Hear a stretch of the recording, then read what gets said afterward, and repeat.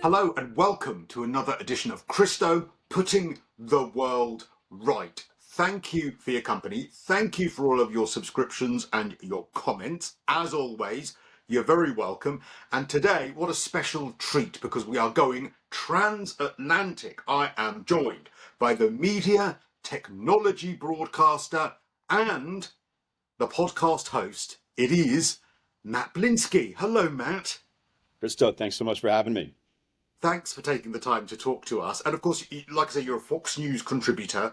You've got Yeah. your own podcast. Let's start with your podcast. What's your podcast about?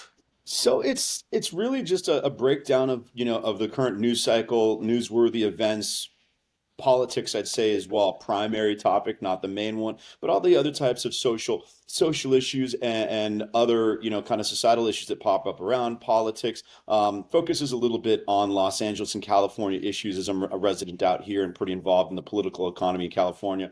Obviously, very relevant this week. And then just trying to pepper that in with interviews with the smartest people that I can find.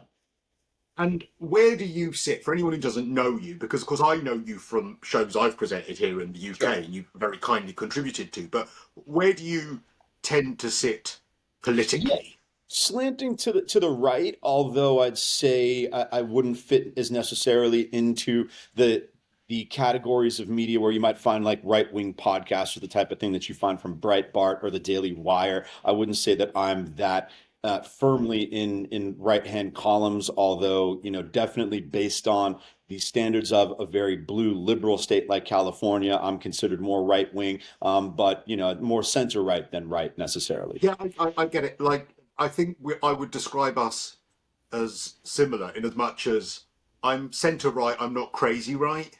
Yeah, And I think that's maybe the only way you could describe it. Though sure. I obviously live in London, Mhm. so in London, by being centre right, which is obviously an extremely left wing city, and I say I'm centre right. I'm left on some things. I quite like our National Health Service. That would make me very left. Mhm. I quite like the most vulnerable being given help. That would make me very left. But here Sure. in the UK, in London, if you have those sorts of views that you would consider yourself centre right, you would probably be considered Hitler Yeah, in yeah, London. and that's what we've seen, right? You could say in America, the analogy is already always brought back to Barack Obama in 2008, saying, "Hey, we welcome immigrants, but we have to have an orderly, legal immigration system that has integrity." And then flash forward to 2020, 2025, and you say that, and they're equating you to Attila the Hunter, a member of the KKK. So I don't think my views on that have changed much at all, but perhaps the Anglosphere views on what constitutes a liberal versus a conservative have changed quite a bit over the last 10 to 15 years. Matthew, you've got such a lovely, lovely face. I would hate to see it covered by one of those KKK hoods. I mean, you're so Well, that's the handsome. boy. It would be such a waste. It would be such a Thank you. waste. Now, I'm having a little vodka and tonic. Now it's morning in LA, isn't it? Yeah. So you're not drinking yet. No, it's not even noon, and this is what, a Tuesday. It would definitely be signaling some unfortunate circumstances if I was going for a vodka tonic or any other alcoholic beverage right now. It's Wednesday there, though, right? Wednesday, Tuesday, Wednesday. Wednesday. Listen, it's fires. The place is burning down. Maybe I was doing too much drinking last night, just to match the sorrows of the city as it weeps here. So yeah, perhaps. I'm definitely not drinking. I just don't know what day it is. I get it. It's good. Now, lots we're going to be talking about, myself and Matt, coming up over the course of the next, I don't know, half an hour or so. Now, we're going to talk about the LA mayor apparently at a cocktail party when the fires were raging, and Sure. whether diversity is to blame. A lot of commentators are saying it's diversity that is to blame for all of these fires. So we'll be exploring that a little bit. Meghan and Harry, we have got to talk about them. Now, we were going to talk about their big series about this whole recipe thing that Meghan was doing because now she's a lifestyle influencer, but that's now been delayed. But some of the criticism that they've been facing, Elon Musk. Now, last week, and you'll find this on my channel, we spoke to Maggie Oliver, who was, of course, the whistleblower for the grooming gang. She was the police detective that resigned from her role in Rochdale Police Force after the grooming gang's prosecutions were dropped. And so she was one of the first whistleblowers. We spoke to her last week, but of course, that was all off the back of Elon Musk talking about it so much. So Matt and I are going to talk about how many headlines that is actually making in the States, and we'll have a little look ahead to the inauguration as well, which is happening in, I think, about a week's time. So lots for us to discuss. But you're all right, Matt, because, of course, fires have been raging in LA. Are they out now? They're out to any discernible extent to the civilized parts of the city, right? A lot of times we have these brush fires out in the undeveloped parts of town, and you don't really notice them. Oh, you hear that 15 acres have burned out and God knows where, but it doesn't really affect anything. This is, obviously a fire that spread to settled residential parts of town. I don't see any fires still going on in any residential areas of town. To the extent that they're still going on, they're out in the countryside.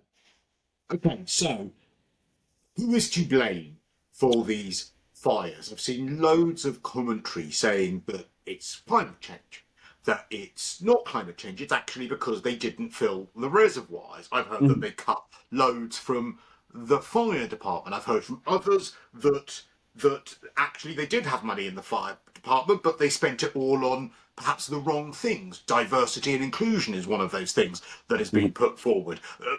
The political leaders not being around. So there's a whole raft of theories as to why this has happened. You are an LA resident. Who Sure. do you think is to blame? So I think people are looking too much for an individual villain, as opposed to the compounding impact of multiple villains, right? So to a certain extent, this was not preventable, and that there were unique climate conditions, but not necessarily unique, because I'm sorry, it's not like LA never has winds. We have what are called the Santa Ana winds, and these were these were outliers in terms of their strength. But this is something that happens quite often in Los Angeles. And if you want to tell me that, well, the climate change is the cause of these winds and these fires in 2025, but the winds that were only about 20 miles per hour less in 2011 were not the result of climate change, and similar winds in 1988 were not. Well, you need to be able to make a better logical neck connection between those two things. In terms of preparation and the failures of local government, once again, there's not one individual who, if you had switched out that individual for a more capable one, would have prevented this, nor if this one person made this one decision, it would have prevented the fires. It is more so the impact, and what residents are noticing but having a tough time articulating, is the general ineffectiveness of the response shows the many minor and incremental failures. So yes, you have a mayor who was notable for doing an excessive amount of international travel as a congressman, and was concerned that she was so enamored with international travel that she was going to be derelict in her duties as mayor, and she even promised not to travel abroad internationally during the campaign, and happened to be on a presidential delegation to Ghana for God knows what reason at the time. Does that mean that if she is in town? Does LA have particular links to Ghana? No link to Ghana whatsoever. This was Joe Biden wanted to send, federal government wanted to send a delegation to Ghana to celebrate the inauguration of the president, and they put Karen Bass, the mayor of Los Angeles, on there for no discernible reason, or any reason that had a connection to the interests of Los Angeles whatsoever. Had she been in town, does that stop the fires? Not necessarily. But look at the little decisions. The mayor needs to authorize the National Guard to come in, and the National Guard has a lot of resources, including firefighting resources. So because she was in Ghana, that delayed her authorization of the National Guard by about 24 to 36 hours. That pushes the National Guard's arrival back a couple days. She had cut the fire department's budget by a bit, and a lot of people will defend her to that regard, saying, well, it was only a minor cut. Well, the fire department had been subject to cuts over the course of time for over a decade, and it was known if you're already cutting what is already a substandard department that's already low resourced, well, that's bad. And with Californians and Los Angelinos paying the highest taxes in the country, just inordinate excessive taxes, they're wondering why we should have exceptional service. Our expectation should be that we have exceptional public safety services, not that we have mediocre. Presumably, and again, I'm not trying to make any comment whether anyone's right or wrong on this, but Sure. presumably it would be she's a Democrat mayor, right? Hmm.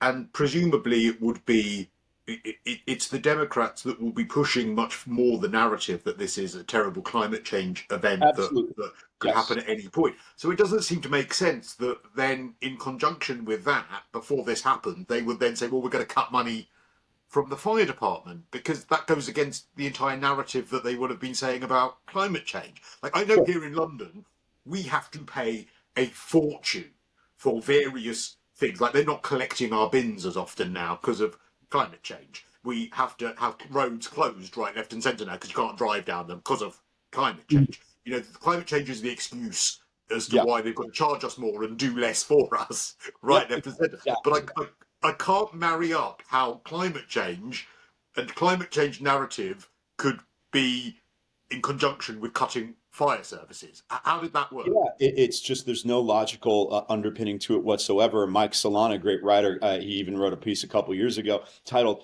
"Climate Change Ate My Homework," kind of making light of the ridiculousness of just using climate change as an excuse to deflect blame for any other failure, and that's one here. And to the point of paying more and getting less.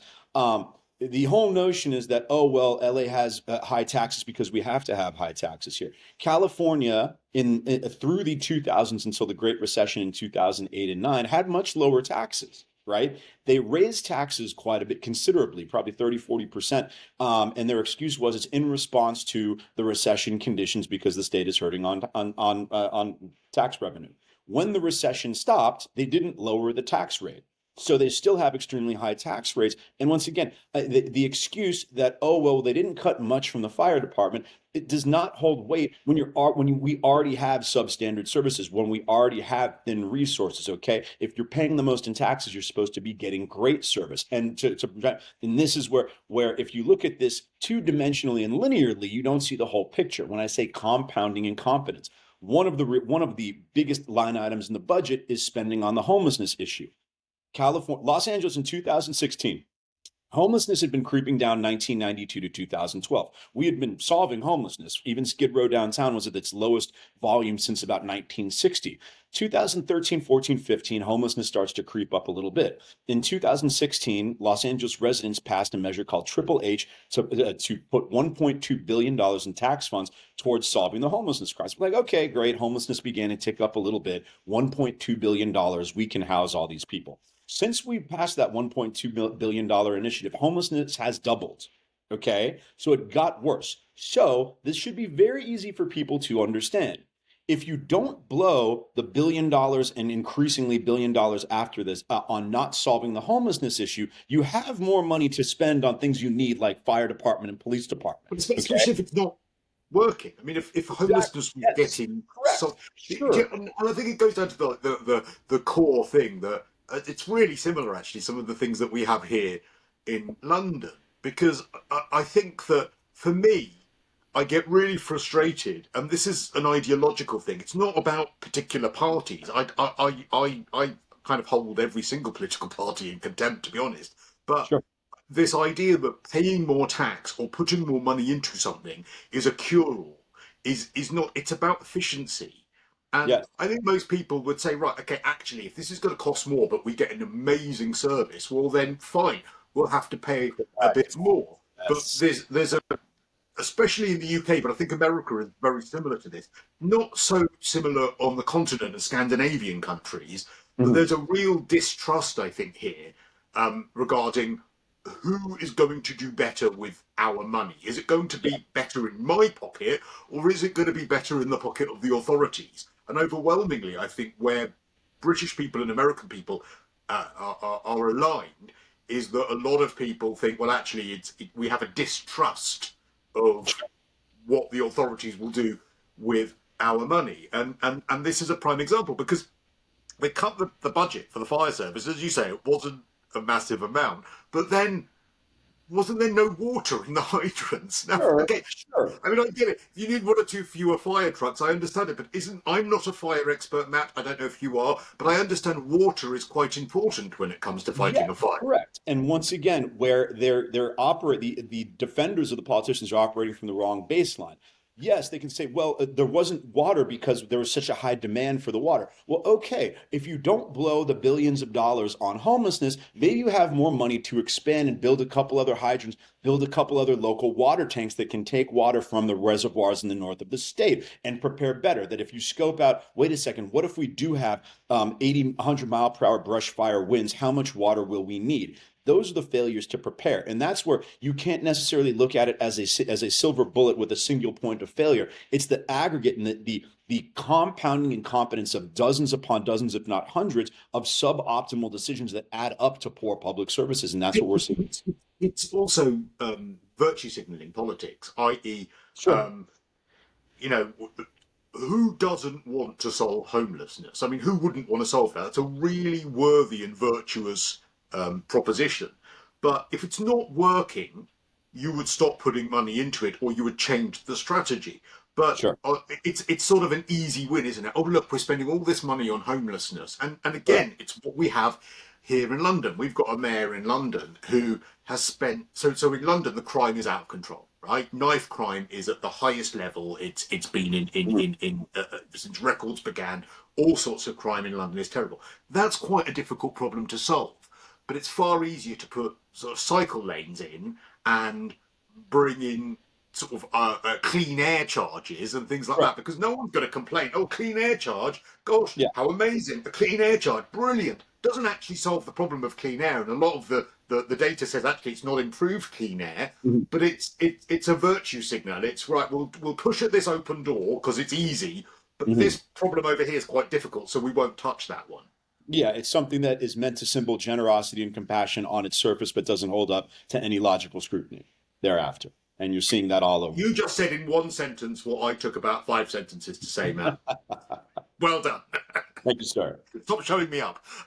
So there was no water in the hydrants. Now, the other thing that was interesting is I've seen a lot of people commenting on the diversity fire chief. Now, did you see the story of the Los Angeles fire chief, who was the leader of diversity, equity, and inclusion? And Mhm. it was Deputy Chief Christine Larson, and she was saying that it was basically that it's really important that when you see someone who's going to rescue you from a fire, that they look like you, because it's important that people feel like they're represented. And also How got could it some criticism. be more ridiculous? I mean, that is such a childish. No adult human of adult level maturity would believe that's the case or feel comfortable saying that. It's absurd. Well, I mean, look, don't get me wrong, Matthew. I mean, if a 6'4" muscular man wants to sweep me off my feet from a fire, then I would be very, very happy to see him and very, very happy to faint in his arms. However, that would be just a little bonus. It wouldn't actually be but if I'm burning alive, do you know what? I'll accept perhaps the not very good looking firefighter. I'll accept anyone who might rescue me, and what they look like won't really matter. And it's just this. It's really bizarre that that Yeah. would be the hill that they want to die on, right?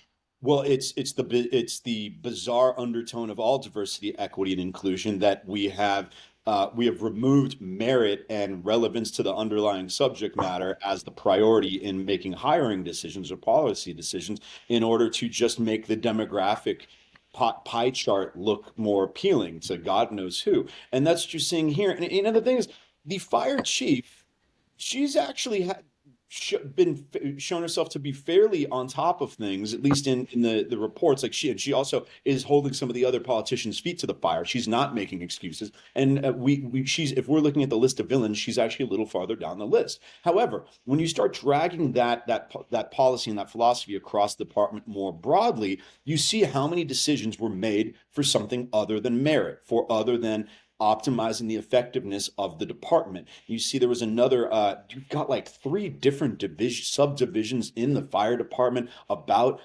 DEI. You have like a diversity bureau chief who's making $350,000 a year and gave some ridiculous interview saying that, in response to questioning whether or not she was going to be able to carry an adult man-sized person Yeah, out yeah, of but a. this is the same person. This is the same person. Okay, so that was the bureau chief, not the department chief. Yeah, she mentioned if your husband is in a fire, then he ended up in the wrong place to begin with. Like this is comedy. This is beyond satire. Yeah, that was Yeah, Christine Larson yeah, said that basically, if you're worried about me carrying your husband out of the fire, then if you're worried I can't lift up the guy, I'm paraphrasing, then he shouldn't have got there in the first place. He shouldn't have got himself in that it was situation. anything more offensive and just repugnant to the basic sense of what a public safety officer is than that comment right there. Like you don't believe that anybody in an evolved, sophisticated society would allow this, but these are the people who are public officials and in positions of authority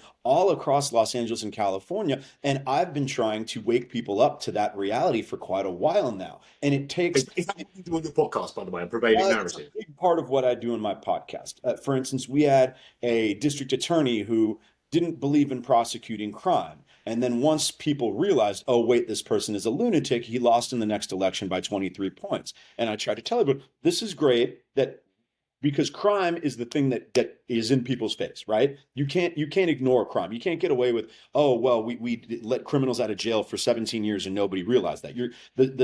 The voters are going to realize that very quickly. However, things like a substandard fire department, you don't realize until there's a disaster. It takes an incident like this to get people to wake up and realize, oh my God, the people that are in charge, there's dozens upon dozens of people in charge of the state and city who aren't fit to be working at the snack bar, let alone be in charge of key public services. But the thing is, though, that maybe we disagree on this, but what worries me about this is, firstly, there's a narrative now saying, well, look, you're blaming. I read a piece in the Guardian, which is a centre left newspaper here in the UK, saying, Or radical oh, left, depending on the day. yeah. Okay, so the Guardian, and it was saying, oh, the usual suspects are blaming women and minorities for the fire, and that was frustrating because if there is a competent woman or a member of a minority in any kind of service, I couldn't give two hoots. It's not Correct. those people who are blamed; it's the initiatives that money is being Correct. spent on that Yes. is at fault when resources are then taken from somewhere else. However, what I think is a worse result of what happens with this is that then we end up with a situation where all diversity and inclusion is seen as wrong. And I don't happen to think that. I think actually it's great if you've got a diverse workforce. I think in certain situations, certainly in healthcare here in the UK, you need some diversity, and because actually there are different conditions that different minorities, whether it be white men, whether it be black women, might suffer from. So you need to have that sort of Sure, but difference to know there is a to know. rational, yeah, there is a rational But the motive. problem is now you have people, and you just did it, and I'm not knocking you, but you have a lot of people that say, actually, we need to get rid of all of it. And unfortunately, because it's gone a bit crazy, you sort of end up with people wanting to throw the baby out with the bathwater and saying, well, actually, let's get rid of all of it. When in actual fact, a proportionate amount that isn't discriminatory and doesn't cost a fortune is probably okay. I mean, would that be Uh, a fair comment or not?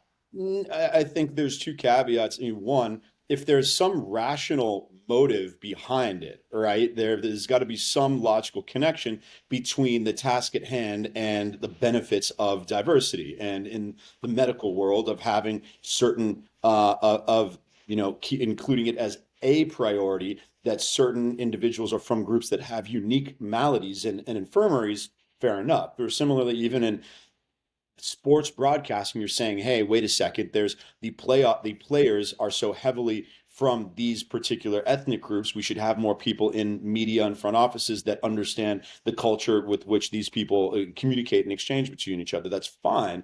But also, it's whether or not it's not about blaming women or minorities. It's about blaming women or minorities or acknowledging that a decision that they've been put in a certain position of authority because of their demographic characteristics, right? And that is wrong. And And that yeah, is ridiculous. but that's Positive discrimination is that's what ridiculous. DEI is these days. That's what it is. Some people were wanted to criticize me for criticizing the Mayor Karen Bass. Her predecessor was a white male named Eric Garcetti. I only called him an imbecile about 700,000 times. I can 100% assure you, if Eric Garcetti was the mayor, I would not be taking it easy on him, because just like Gavin Newsom is a straight white male who is the governor of California, he's getting just as much of my ire and my anger as Karen Bass is getting. So really, these people have to acknowledge that it is a rational endeavor, and you cannot fault people for being frustrated or critical of decisions that of having structures and systems where people are ascending to the top of them because of their demographic characteristics, not because of other And characteristics. I don't know how you. So, firstly, congratulations. You're an equal opportunities hater. So, That well is done. absolutely correct. Yes. But I don't know how you solve it, because I also am against positive discrimination. I think that's an absolutely fair point. But for instance, there's a case I always cite here in the UK, which is incredibly frustrating, which is that I find pride, the virtue signalling around the pride events and gay pride and Mhm, LGBT pride or whatever it is called now. I find that a little bit frustrating because mhm, um, so there was a really famous murder case here in the UK, and it was a serial killer by the name of Stephen Port, and he mhm, was meeting guys off the Grinder app, which is a gay dating app, and killing them, filling them with rohypnol, which is the drug commonly known as G over here, which is a big drug in the gay community, and filling them with that, killing them, dumping their bodies, and that was that. Now, had there been gay officers that were actually investigating that, then actually he probably wouldn't have got away with killing so many people um, on that spree. So I get frustrated that you sort of have a police force that says, right, we're going to paint our police car pride colours so that we look like we're really allies with the community. But actually, when the community really needed it, they didn't know what they were doing and they didn't have a clue. Now I don't think you can solve that through positive discrimination, but without some gay people in the force, you're not going to be able to solve those sorts of crimes so easily, are I you? I think don't know. that's no, but that's an easy fix. That diversity initiatives, as long as they are animated by a relevant issue, like, wait a second, there might be crimes in this community, that's fine. A diversity initiative that is animated simply by we need more gay officers just because we need more gay officers is not fine, right? Also, diversity, equity, and inclusion. Diversity has been around for a while. Equity and inclusion are the new clown terms that sprung up only over the last 10 to 12 years. Diversity is just making sure that everybody has a fair shot, regardless of whether or not they're from a particular subgroup, right? When you marry diversity with equity and inclusion, then it just became a nightmare. Okay, we need to get rid of equity and inclusion and go back to diversity, not capital D, small d, which is diversity is, hey, if we see that whatever the makeup of this particular company or department or whatnot is so heavily concentrated amongst one or two groups, or is excluding the groups, let's take a look at that and see, wait a second, are we discriminating? Are we not opening the tents up wide enough?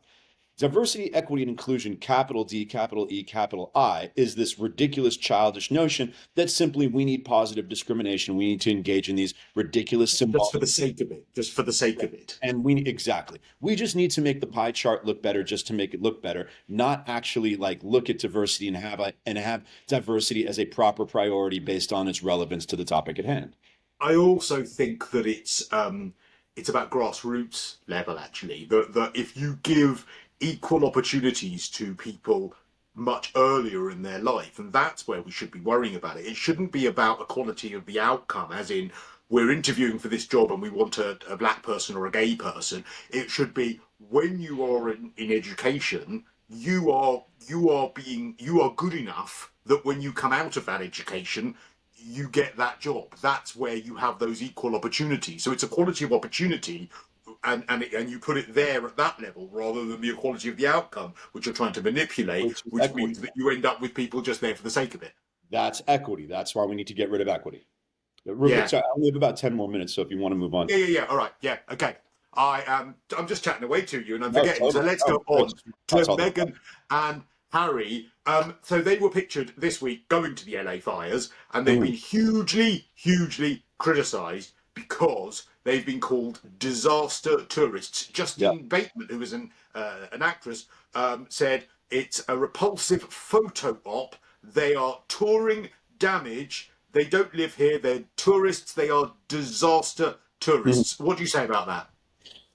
I generally agree with her, and the entire everything that these two do is completely contaminated by their own self-regard, their attention whoring, and their impure motives. The only reason I maybe give them a slight bit of slack here is because Megan was from Los Angeles. I still don't think that that is really why they're still doing this for the photo ops for their hypocritical like obvious desire for fame, acclaim, and attention while they tell everybody that they just want to be left alone. And disaster tourism is absolutely an accurate way of identifying this, as Justine put, and she's been uniquely articulate about a lot of stupid stuff in the public sphere recently. Only reason I might give him a little slack here, Megan's from LA, so you could say, all right, they didn't just fly in, they have some connection to the city, but yeah, we see why they're doing it. They're doing it for for their continued fabricated image as these selfless philanthropists, and I think as we've seen over the past few years since that book came out, and they had a quick they had a quick moment after the Netflix show came out where people held them in regard. They've been exposed as shameless attention whores. I mean, I couldn't have put it all better myself. I think fair point actually that she at least has a connection to LA. Because sometimes, when they go on their tours, I just think, well, why are you there? Yeah. What's you doing here? At least with LA, she does have that connection. Mhm. It is a bit. I still sort of have this idea of why are you there? I don't know what you Sure. actually We, doing it eh, because you're not ambassadors. You're not. The whole point of being royal is to sort of shine a light on anything. Well, firstly, has the LA fires not had a light shone on it? Secondly, what good are you actually doing? Like, oh my God, I've lost my yeah. house. I've lost everything that I own. But oh, look, here's Meghan and Harry. Yeah. Great. No, no, like I said, everything they do has been contaminated by their shameless, just like transparent attention whoring, and clearly everything is being done towards building this brand as philanthropists and selfless humanitarians, and we all know it's bullshit. And it's monetizing. It's monetized. Absolutely. Everything is Yeah. through the prism of something that they are going to sell. And we have that with, of course, Meghan delaying the series. From what is it, Meghan with Love? From Meghan Yeah, with Love? or like she's got a cooking show and now it can't come out till March for what? I don't know who's benefiting, who is going to be harmed by Megan's cooking show where she decides to make a philanthropic French omelet is being out in January 24th as opposed to March 5th. I mean, it's just everything is just done with such Well, oh, it depends on how much barbecuing she was probably doing, to be quite honest, because that that might have could been be it. Maybe inappropriate. she's queuing out in But the cold. it's sort of the conceit of, oh my God, we're so important that we're going to turn up at someone's house that's burnt down, and oh, we're going to solve all their problems by simply existing. But secondly, you're right. Um, this idea. I tell you what gets me about the delay is they sure as hell didn't delay the Oprah interview when Prince Philip was on his deathbed. Yeah, I mean, literally, Harry's yeah. grandfather was in bed dying, and they still did an interview saying, "Well, actually, there's terrible racism in the royal family. We're not going to say who it was, because we're gonna leave that mystery out there, so everyone's under suspicion. But we're not going to delay that while there's literally a family member dying. We're not actually in the late Queen Elizabeth, in her final months, where we did the book Spare, and where Mhm. because of course it included a chapter on the death of the Queen in Spare, which came out actually a couple of months after she died, but she knew it was coming out. There was the cut interview. There were all these things. The Queen was suffering from cancer the late Queen in the last months of her life. So again, they didn't delay anything for that. But when it comes to their PR and how they might look through the prism of needing to sell stuff, oh well, then they'll give it a 6 week delay because that's really important. Yeah, anything in the name of this fabricated phony image as philanthropist. That's it. That is their only priority, and it's everything smacks of being synthetic. And it's just really contrived, and it's very strange to me that after all they've been through, they don't, they've realized, they've shown consciousness that their charade has been exposed, yet they continue with it, and it's just I guess they don't know any other way to live. What else are they going to do? Has the bubble burst for them in America, do you think, or do Yeah, oh Americans still yeah, really yeah. like them? No, no, okay. There's a few that'll still defend them, but the South, listen, if South Park goes after you, you're cooked in America, okay? South Park articulated and spoke on behalf of so many people that were looking around and saying, like, wait a second, this is all a fabricated charade. These people are just painting themselves as victims out of no regard at all. She clearly wants to be this victimized princess, and the kind of cringe way in which they attack their family and relate to each other. Nobody finds it endearing, and South Park exposed that, and since then they've been pretty quiet on the domestic American front. Okay, couple of quick other stories to get through. I really want to talk to you about what's happening with Elon Musk because, of Mhm. course, um, he's been exposing, and I mentioned at the top of the show, the grooming gang situation here in the United Kingdom. It's a story that some journalists have been talking about for years, but it's never Mhm. really got the huge pickup, and it certainly hasn't got the pickup in America. He's gone after our Prime Minister, Keir Starmer. He's gone after all sorts of people that he is claiming are covering things up. The question I have for you is, whilst it's a huge story here in the United Kingdom, is it actually getting any traction over there? And what do people in America think about this Yeah. story? I wouldn't say it's a huge story, but it definitely got traction. It's definitely relevant and meaningful in the news cycle, and it definitely woke up a lot of people. Listen, the usual defenders of the liberal multicultural fantasy that people has been exposed as fabricated so often over the past 10, 20 years. They're going to keep on defending it. Oh, Elon Musk, who cares? This was already a story. You're just trying to stick your nose in UK politics, and they're accusing Elon of some of the same things that people are accusing Harry and Meghan. Although I find Elon to be far more sincere. He is actually bothered by the fact that there were grooming gangs, and coordinated sexual assault cabals that were attacking young girls in the north of England, and that this was disregarded or swept under the rug just not to reflect poorly on minorities. That is something that bothers rational, reasonable people and bothered Elon. And is that sorry, I'm just amazed you know Sure. so much about that. I mean, I shouldn't be because obviously you're a very bright guy. But what I mean is that, is that what is being reported? What you have just Yeah. said, is that Yes. how it's being reported? That there was a huge cover up, and that It, this was a systematic abuse of young white girls. sure. Yes, if you are in the Elon friendly or aligned with Elon or Trump or more right leaning circles, or these days little center leaning circles, if you're getting your news through those channels from people like Elon Musk and the people that now align with him, yeah, that's how you're viewing it. If you're one of the cohorts that still voted for Kamala Harris and thought Tim Walz was great, and is outraged that Donald Trump is the president again, you're going to get a different view of this story, and try to kind of meekly deflect it as, oh, wait, obviously this is bad, but why is this story relevant? And it's just Elon trying to distract from something else. But in conservative online or conservative media circles, yes, people see this as having connective tissue to problems with multiculturalism in the Anglosphere generally, in that the supposed racial harmony is being prioritized over basic public safety, not to make certain members of groups that have recently immigrated to the United States or the United Kingdom look bad, as opposed to keep people safe. And a lot of people are outraged about it. Absolutely.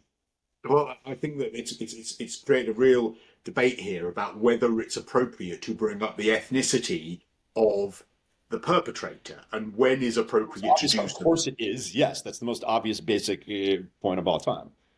Well, when it's systematic, so if it was a family where this was happening, say, I think actually then that the ethnicity probably wouldn't be relevant. But when the ethnicity of the victims are being chosen and the ethnicity of it would be like if five white guys beat up a black guy in a racist attack, the ethnicity of the attackers would be relevant because they are white attackers picking on a black guy. However, if mixed ethnicities all got in a fight on a Saturday night after being down the pub, well, then their ethnicities wouldn't be relevant. But it's directly relevant to the kind of crime and the kind of victim and the kind of perpetrator.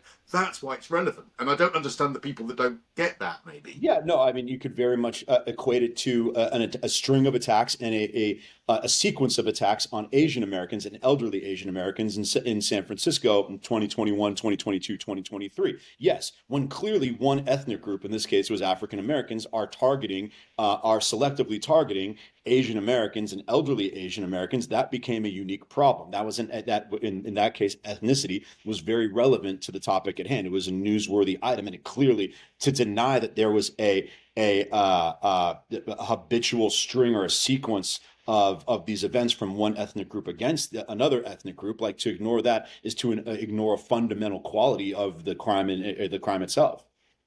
I love your legal training on this. Okay, final word on the inauguration. Are you going? Are you invited? Will you be stood next to Melania?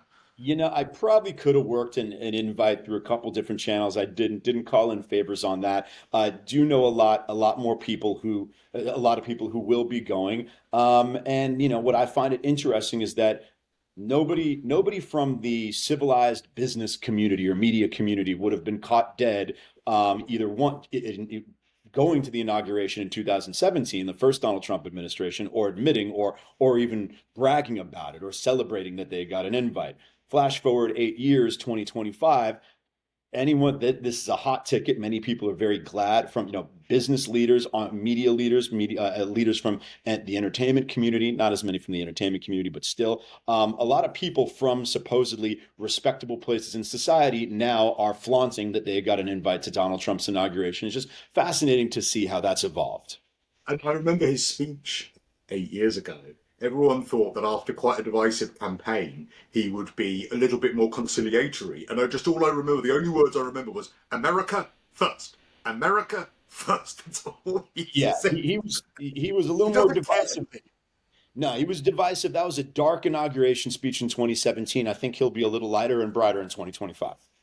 Yeah, I think he's a little bit. He seems a little bit light now, and he seems a bit more polished now as well. He Yes. does seem to be a little bit more polished. Listen, Yeah. Matt, I know you've got to go. Really, really good to talk to you and get your perspective this week on all of those big American stories. It's been a big week for news in America. The No doubt. Prevailing Narrative is the podcast. When am I on? When are you booking me for Yeah, that? we'll get you there, man. We'll get you. We need a string. We need to go international this year in 2025.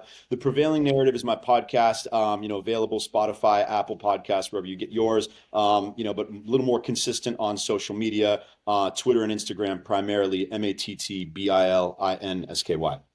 Yeah, that's who you are on Insta as well. Please like and subscribe and comment on this video as well. We'll share it to all the platforms. We'll share it with Matt as well. Thank you so much for watching, as always, and we will see you next time.